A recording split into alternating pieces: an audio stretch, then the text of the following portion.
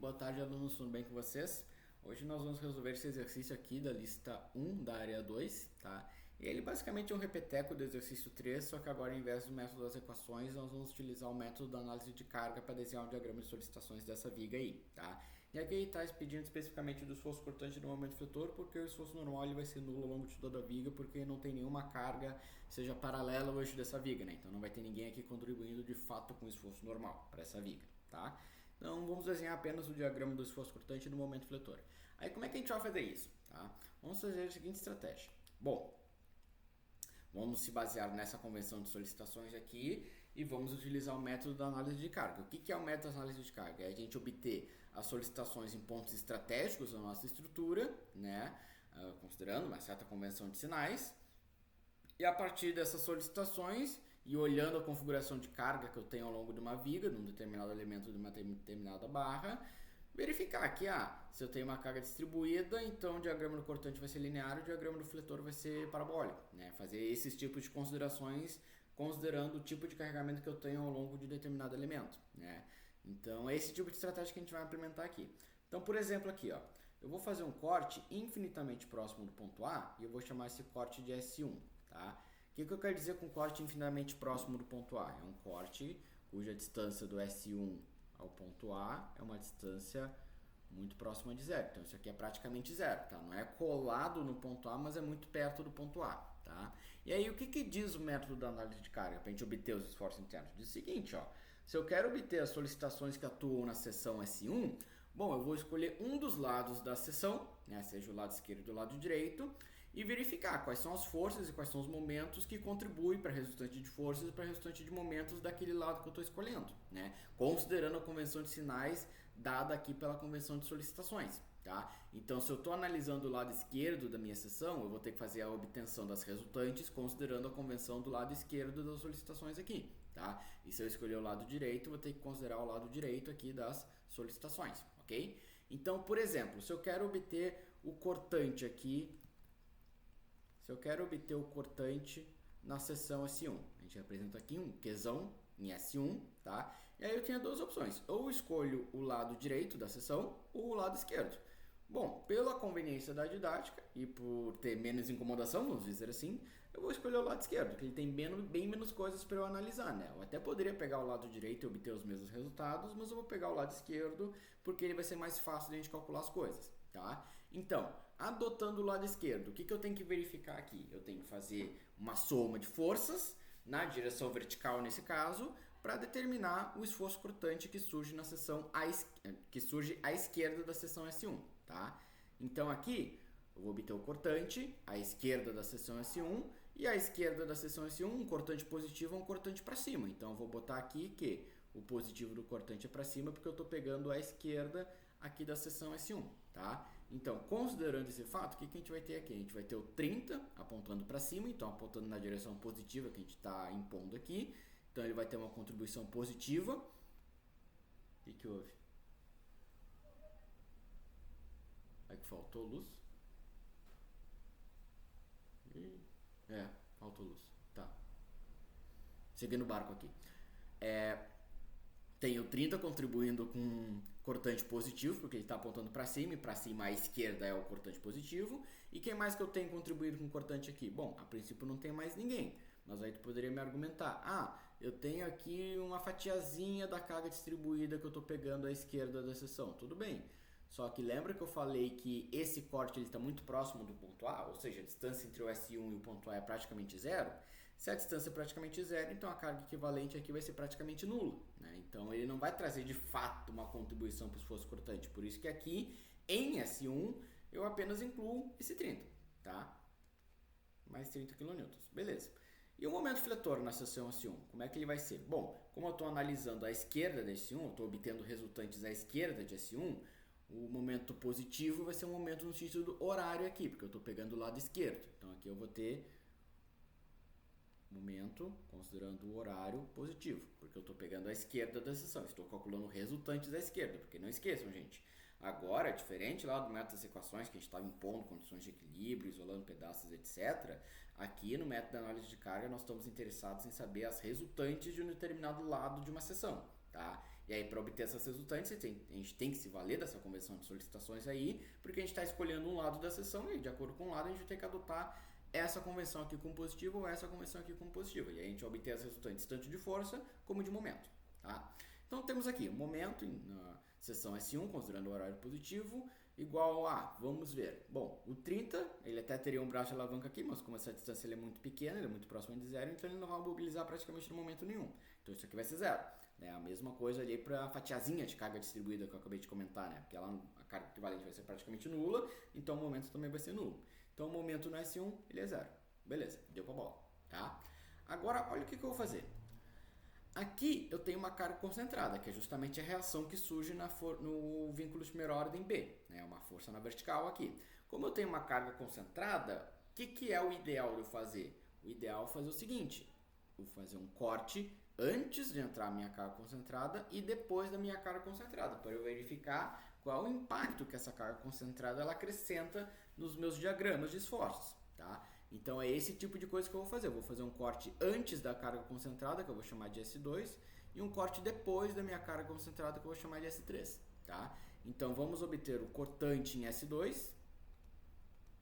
E aí, para obter o cortante em S2, eu posso pegar tanto o lado esquerdo da seção como o lado direito, né? E calcular as resultantes, ou do lado esquerdo ou as resultantes do lado direito. Pegando o lado esquerdo, eu vou ter todo esse ladinho aqui. Então, eu vou adotar no primeiro momento esse aí, só para a gente manter aqui o mesmo sentido de análise, tá? Então, ainda mantendo o lado esquerdo como o lado em que eu vou calcular as resultantes, o cortante positivo vai ser o cortante para cima, beleza? Então, quem é que eu tenho agora contribuindo com cortante? Observem bem esse detalhe. Eu tenho 30 para cima, que ele ainda continua contribuindo com cortante, então perfeito. Só que eu tenho a carga equivalente dessa carga distribuída agora, né? Cuja carga equivalente é 20 vezes 4, que é 80. Então agora, olha só, eu vou ter essa carguinha equivalente aqui, de 80, aplicado na metade de 4 metros aqui, né? Aplicado em 2 metros e 2 metros. 2 metros e 2 metros, certo?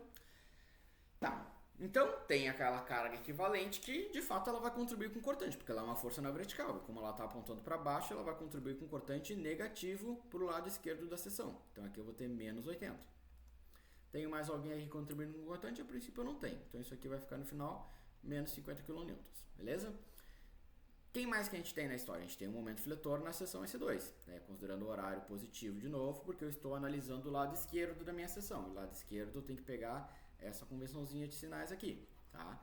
Então, para cima positivo, para a esquerda positivo e o horário positivo, ok? Então, agora vocês observem o seguinte. Bom, o 30 em relação ao S2 agora tem um braço de alavanca. Esse braço de alavanca é justamente esse 4 metros aqui. Então, eu vou ter 30 vezes 4 metros. Então, 30 vezes 4 metros.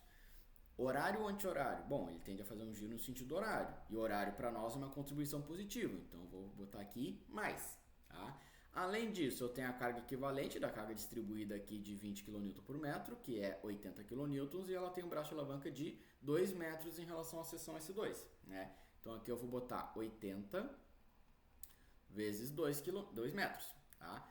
Positivo ou negativo? Bom, ele tende a fazer um giro no sentido anti-horário em relação à seção S2. Então, ele é negativo porque ele está no sentido oposto à convenção que eu impus aqui. Tá? E, na realidade, até vocês podem pensar diferente, né, pessoal? Como o momento fletor positivo para nós é um momento que traciona as fibras de baixo, bom, faz sentido esse 30 vezes 4 ser uma parcela positiva, porque se eu botar a regra da mão direita ali no meio da história, eu vou ver que as fibras de baixo, né, as fibras da minha mão tracionadas estão na parte de baixo, então de fato isso aqui é um momento positivo. E em contrapartida, a carga equivalente de 80 kN, né, ela vai gerar um momento assim, então as minhas fibras tracionadas da mão vão ficar na parte de cima, então vai ser um momento fletor negativo. Então esse tipo de análise tem coerência com o que a gente acabou de fazer aqui, tá? Então, beleza, aqui contabilizamos a contribuição desse cara e acredito que seja isso. Aqui eu tenho uma reação nula, então não vai contribuir com nada, então deu pra bola.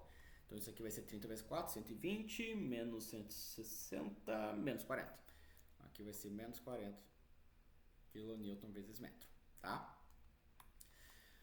E só para deixar bem claro, né, gente? Quando eu quero dizer, fazer um corte imediatamente antes, um corte imediatamente depois de uma carga concentrada, significa que a distância entre esse corte e a carga concentrada é uma distância muito pequena, ou seja, uma distância próxima de zero aqui. A mesma coisa para o corte depois da carga concentrada aqui, né? Então o corte antes está muito próximo da carga concentrada, mas não está exatamente na carga concentrada, então ele está a uma distância muito próxima de zero. E o corte depois, ele também vai estar muito próximo da carga concentrada, mas não vai estar exatamente na carga concentrada. Então ele vai ser uma distância próxima de zero, tá?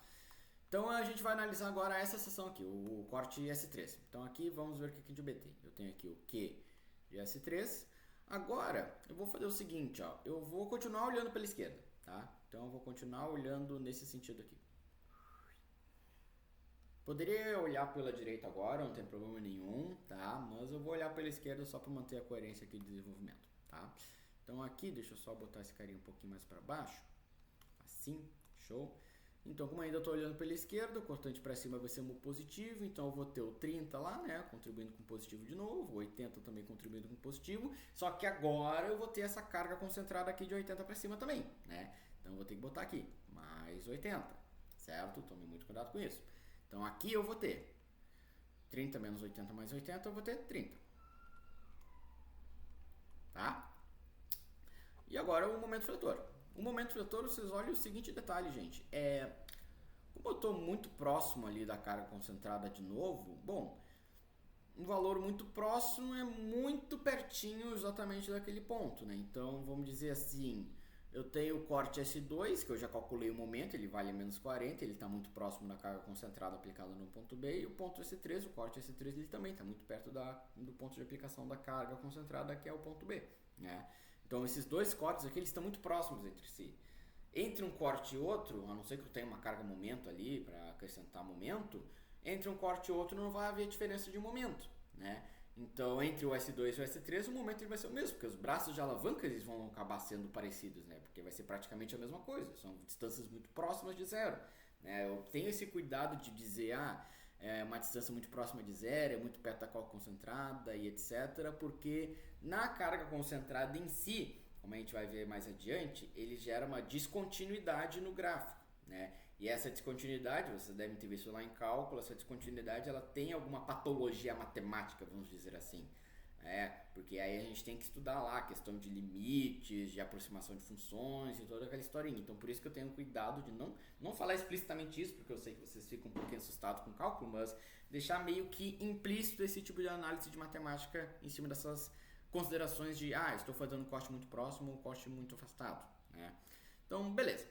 Feitas essas ponderações, o momento no S3 ele vai ser a mesma coisa que o momento no S2, porque eles são praticamente o mesmo ponto. Então isso aqui vai continuar valendo menos 40 kN vezes metro, tá? E por último, bom, eu vou ter um corte na outra pontinha aqui, né, a pontinha C, que eu vou chamar de S4. E aí vocês observem, bom, aqui é muito mais jogo eu pegar o lado direito, porque, enfim, pegando o lado direito, eu vou ter bem menos coisas para analisar, né? Eu vou ter praticamente só essa carga concentrada aqui para analisar. Então vamos pegar o lado direito agora da seção. Então eu vou pegar aqui o Q de S4. Q de S4. E agora, como eu estou pegando o lado direito da seção, o cortante positivo, ele é o cortante que aponta para baixo. Ó. Então eu tenho que colocar aqui para baixo positivo, porque eu estou pegando o lado direito agora. Tá? Tome muito cuidado com isso. Qual é o lado que vocês estão calculando as resultantes dos esforços? Tá? Como eu estou pegando o lado direito agora, pelo lado direito, o cortante positivo é o que aponta para baixo. Então, eu vou botar a setinha para baixo, positivo. Tá? Então, beleza.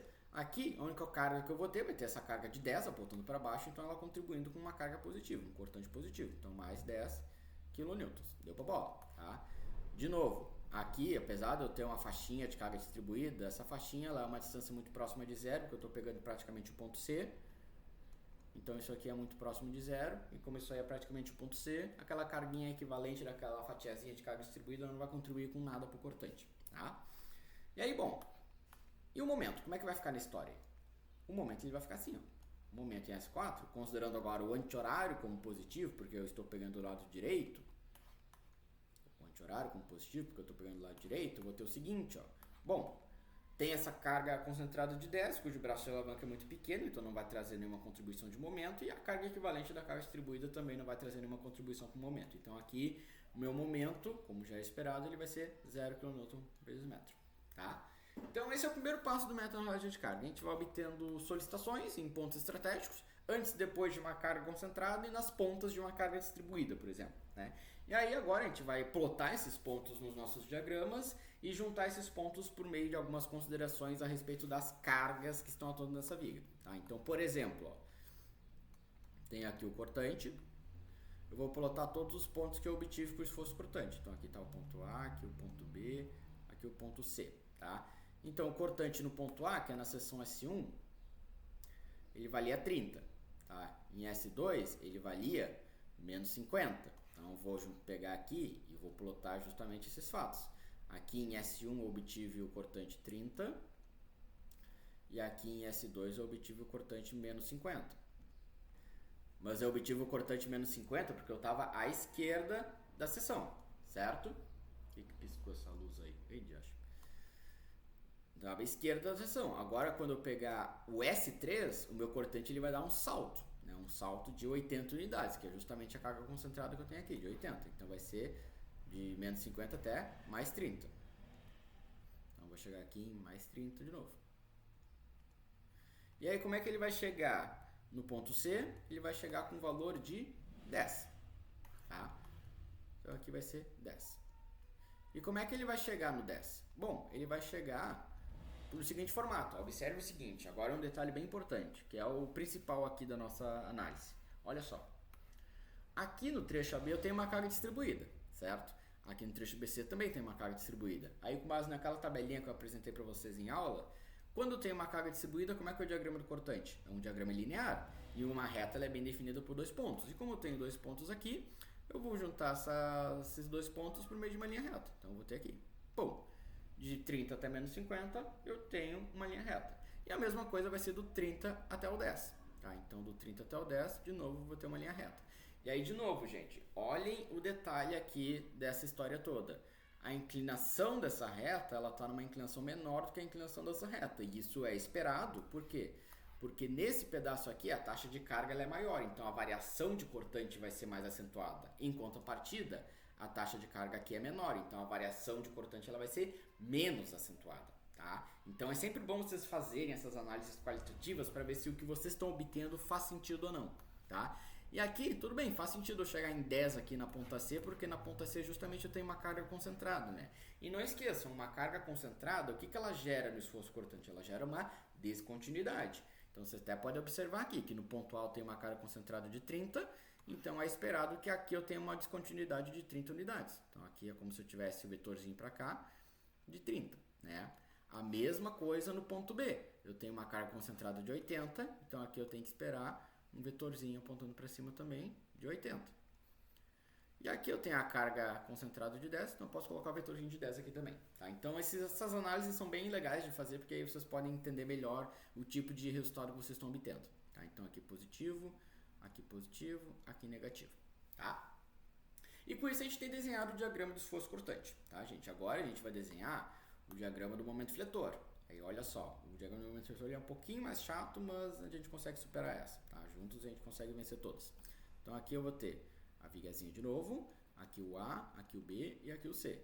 Aí olha só, eu estou tendo cuidado de fazer o diagrama do momento embaixo do diagrama do cortante, porque a gente consegue fazer relações entre os dois diagramas, né? Por exemplo, eu consigo saber que onde o cortante passa por 0 aqui, eu sei que eu já vou ter um vértice no meu momento. Então eu já vou puxar uma linha de chamada aqui, justamente nesse ponto onde o cortante é 0, né? E eu sei que onde eu tenho uma carga concentrada, o meu momento fletor ele vai ter um bico. Então eu já vou traçar de novo uma outra linha de chamada aqui para ter um bico que representa o efeito dessa carga concentrada sobre o diagrama de solicitações, tá? E agora, bom, vamos implantando os gráficos, vamos ver o que a gente acha.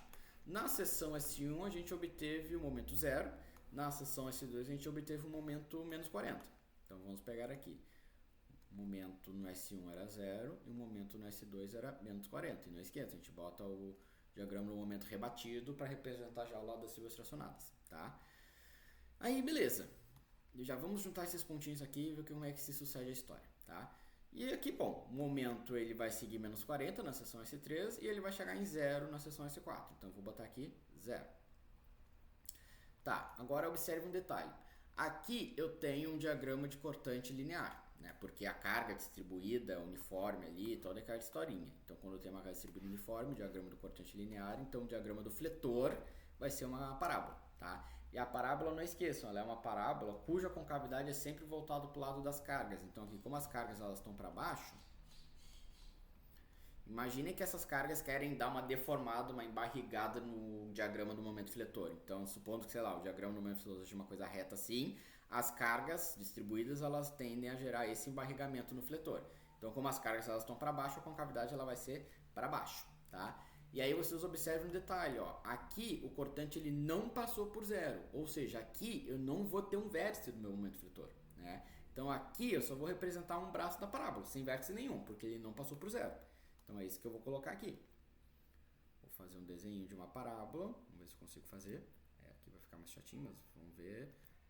E, opa, agora vai. Aí, tá? E aqui, bom, vai ser negativo. Agora é o seguinte, gente, agora que vem o cerne da questão. E aqui, como é que eu vou desenhar essa parábola aqui? Porque aqui o cortante ele passa por zero, né? Então aqui vai ter um vértice. Mas onde é que vai estar esse vértice? Bom, se ele começa em zero aqui e aqui termina em menos 40 e isso aqui tem uma concavidade para baixo, para cima, quer dizer, então a única possibilidade que eu tenho é que a parábola ela seja nesse formato aqui, ó. Nesse formatinho aqui. Tá? Aí eu vou conseguir desenhar. Aí. Tá? Então o vértice da parábola vai estar aqui. E bom, aqui vai estar o finalzinho da parábola. É a única possibilidade que eu tenho de juntar esse ponto com esse ponto e ter um vértice no meio do caminho, né? Com a concavidade voltada para baixo, tá? Mas aí, bom, é interessante, tá? Aqui vai ser positivo, inevitavelmente, consequentemente, né? É interessante eu determinar qual que é o valor desse vértice aqui, né? Porque, enfim, talvez ele seja um ponto de projeto importante para eu determinar, por exemplo, a quantidade de ferro que eu preciso colocar naquela viga, né? Ferro positivo no caso, porque o momento fletor é positivo, então eu preciso determinar esse valor aqui. Como é que eu vou determinar o valor se eu não cheguei a obter nenhuma equação que rege aqui essa reta? Bom, eu posso me valer da geometria do diagrama, né, gente? Olha só, eu não conheço essa medida toda aqui.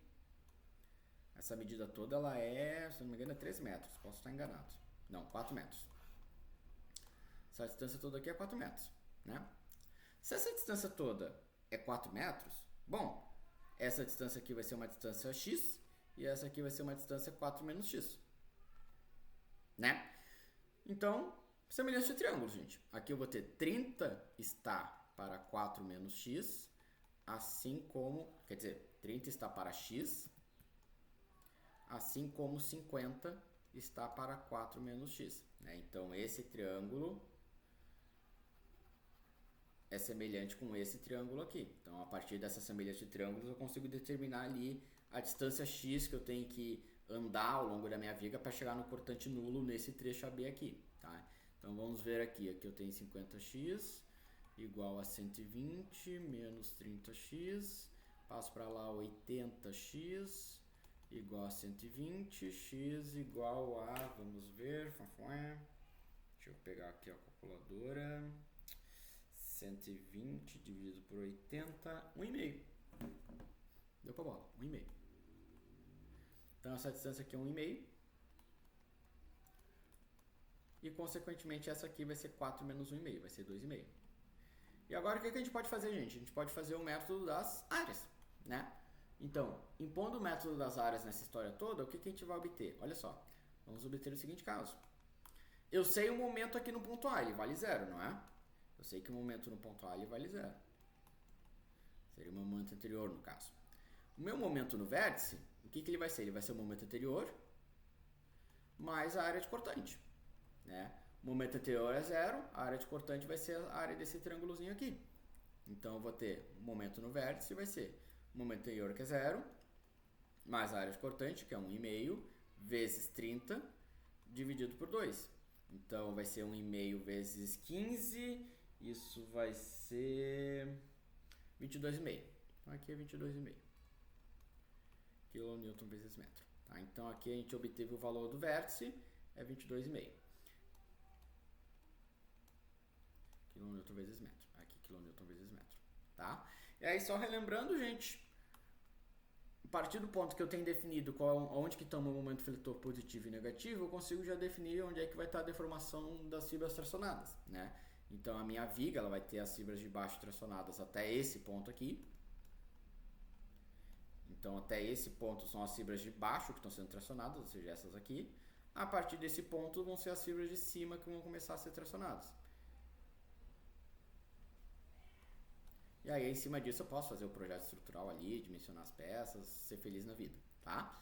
Então, com isso a gente tem resolvido completamente esse exercício aqui. Desenhamos o diagrama de solicitações pelo método análise de carga, né, olhando as configurações de carregamento aqui e fazendo as devidas considerações a respeito dos valores que a gente obteve ao longo das sessões aqui que a gente fez na nossa estrutura, tá bom? Um grande abraço a todos, até o próximo exercício.